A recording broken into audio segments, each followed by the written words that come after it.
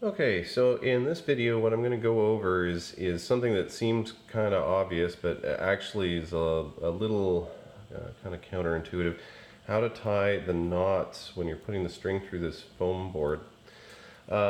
So what I've done here is I've aligned everything up in a row, and then I've taken the pre-cut piece of paracord and I've started in the middle of my foam core. So what I do is I match the length when I pull it through this first pair of holes, and I start by knotting that together. Now, because I want this to have a little bit of flexibility. Oh, and the other thing too is if you want really good knots, try to get your paracord to lay flat. And I'd mentioned earlier that it forms sort of almost like a ribbon. So I leave a little bit of a gap in here. I leave it a bit loose. But this is kind of the most crucial thing, is we don't want this knot to slip. So there's actually a way of tying this, and I'm not sure what the name of this knot is per se, but kind of you have to look at what I'm doing here. So this, I guess, string on the left has to pass over, and you'll notice that kind of there's a loop and a loop. So when I lay it, or I tighten it up, it lays flat.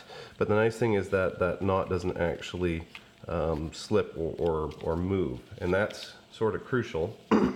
So that's the first step. Now the second part, you don't just feed the knot or the paracord through. Start by tying another knot, but leave it a little bit loose. Then you feed it through the next hole. And the reason for this is because we don't want to ever put a load, if we don't have to, into any of these holes. Because of course, I mean, I showed in an earlier video how we've actually made these so that they're sort of chamfered, and it can take a bit of abuse. But we want to minimize that because of course foam core isn't, you know, particularly strong. So if you start this first knot and then you bring your piece of paracord through, you can actually, similar to the one earlier, tie a secondary knot to that knot. So now that I've passed, I don't know if I did that too quickly, but I've passed the loop through the hole and into that first knot, and now I can actually cinch this knot down.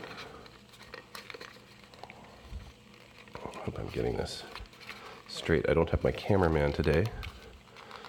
So once I've cinched that down, then I can snug this through till I get it kind of to a position that I like here. And then I tie a secondary knot in the original, or loop next to the original knot, I guess is how I should describe that. But if I do that, this is fixed. And actually I may want to snug that up a little bit more.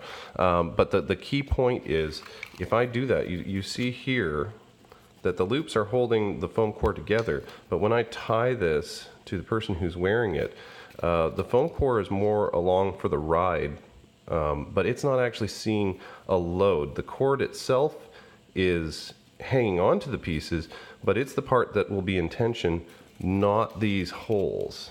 So that keeps your holes from getting damaged, and it'll last the longest if you use this method to try to tie these panels together.